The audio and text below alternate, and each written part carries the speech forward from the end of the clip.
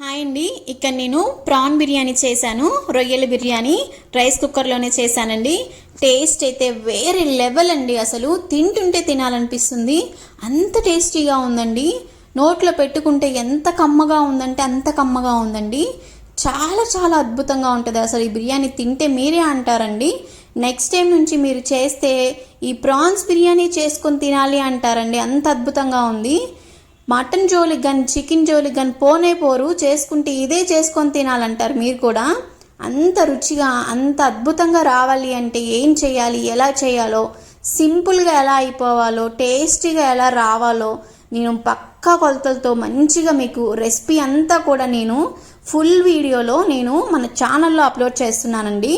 ఇక్కడ నేను గోంగూరతో తింటున్నానండి. గోంగూరలో రొయ్య పడితే ఆ టేస్టే వేరండి, వేరే లెవెల్. అసలు అద్భుతంగా ఉంటుంది టేస్ట్ అయితే. మీరు ఖచ్చితంగా ఈ రెసిపీని ట్రై చేయాల్సిన రెసిపీ. ఖచ్చితంగా ట్రై చేసి ఎలా ఉందో నాకు కమెంట్ చేయండి. మన ఛానల్ని లైక్ చేయండి, షేర్ చేయండి, సబ్స్క్రైబ్ చేసుకోవడం మర్చిపోకండి. Thank you.